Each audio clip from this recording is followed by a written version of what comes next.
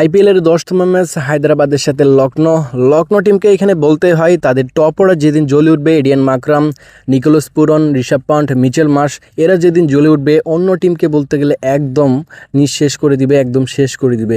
তো এখানে যদি আপনি দেখেন তাদের টিমের টপ অর্ডারটা খুবই শক্তিশালী। তাদের টিম টপ অর্ডার যদি ব্যর্থ হয় তাহলে কিন্তু তারা ম্যাচ হারে, টপ অর্ডার যদি এখানে ভালো করে তারা কিন্তু ম্যাচ উইন করে। অন্যদিকে হায়দ্রাবাদ এখানে যদি আপনি দেখেন হায়দ্রাবাদের হচ্ছে যে ব্যাটিং লাইন আপ এবং হচ্ছে যে ফিনিশার অনেক ভালো, টপ অর্ডারও ভালো, ফিনিশারও ভালো। তবে এখানে যদি তাদের রেগুলার পারফরমেন্স ধরেন তাহলে কিন্তু বলতে হয় রিসেন্টলি ম্যাচে তারা কামব্যাক করেছে হায়দ্রাবাদ টিম। তো আজকের ম্যাচটি কিন্তু ইন্টারেস্টিং একটা ম্যাচ হবে, কোন মাঠে ম্যাচ হবে এবং মাঠের কী কন্ডিশন, দুটি টিমের ইতিহাস, প্লেয়ারদের ফর্ম, এভরি ডিটেলস আমরা অ্যানালাইসিস করব যাতে করে এই ম্যাচে আমাদের কোনো হচ্ছে যে ঘাটতি না থাকে ভালো একটা ইনকাম করতে। তো ভিডিওটা সম্পূর্ণ দেখবেন, আজকের ম্যাচের পুরো অ্যানালাইসিসটা করব সম্পূর্ণ বাংলা ভাষায়। অবশ্যই চ্যানেলটিকে সাবস্ক্রাইব করে দিবেন, ভিডিওতে লাইক করবেন, এতে আমরা খুশি হয়ে থাকি আপনাদের প্রতি এবং চেষ্টা করি সবসময় এভাবে ভিডিও দেওয়ার জন্য।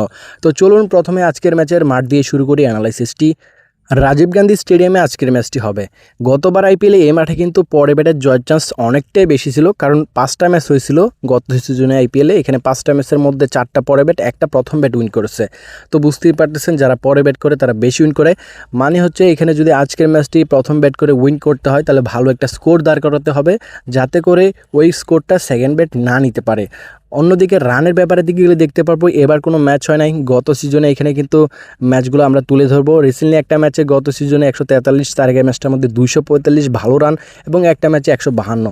দুইটা ম্যাচে রান কম হয়েছে, একটা ম্যাচে রান বেশি হয়েছে। তবে আমার কাছে মনে হয় মিডিয়াম একটি গ্রাউন্ড এবং এখানে আউটফিল্ড কিন্তু অনেক ফাস্ট এবং পিচগুলোও কিন্তু ব্যাটিং সহায়ক, ভালো রান করা কিন্তু এখানে পসিবিলিটি আছে আজকের ম্যাচে। বিশেষ করে হায়দ্রাবাদ আগে ব্যাটিং করলে রানটা একটু ভালো হবে, তবে এখানে লখনৌ ব্যাটিং করলে ভালো রান হবে না এরকম কিন্তু না, ভালো রান হবে। তাদের টপ অর্ডার যখন জ্বলে উঠবে বড় স্কোর কিন্তু অনায়াসে ইজিলি হয়ে যাবে।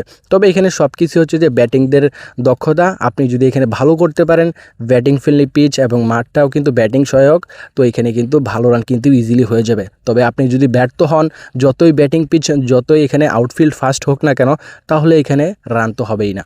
তো অবশ্যই আমরা দেখতে পারবো লখনৌ কিন্তু এখানে বেশি উইন করে থাকে হায়দ্রাবাদের বিরুদ্ধে। এখন পর্যন্ত আইপিএলের ইতিহাসে 6টা ম্যাচ হয়েছে, দুই টিমের মধ্যে 4টা হচ্ছে যে লখনৌ, 2টা হচ্ছে যে হায়দ্রাবাদ উইন করেছে। তো এখানে যদি আপনি আরেকটা বিষয় লক্ষ্য করেন, হায়দ্রাবাদের হোম গ্রাউন্ডে ম্যাচ এবং দর্শকের সাপোর্ট তারা পেয়ে যাবে এবং পাবলিকের ডিমান্ডটাও বেশি থাকবে এবং অনলাইন যে রেটটা সেটাও কিন্তু তারা বাড়তে থাকবে। তো দুইটা টিমের যে এখানে যে আপনার এগিয়ে থাকা, সেইখানে যদি আপনি দেখেন হায়দ্রাবাদ কিন্তু অনেকটা এগিয়ে থাকতেছে।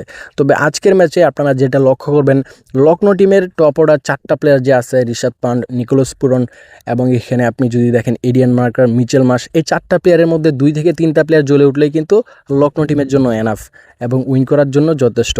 তো ভালো থাকবেন সকলেই, নেক্সট ভিডিওতে আবার কথা হবে। আজকের ম্যাচের অ্যানালাইসিস যদি ভালো লাগে ভিডিওতে লাইক করে চ্যানেলটিকে সাবস্ক্রাইব করে আমাদের পাশে থাকতে পারেন। আল্লাহ হাফেজ।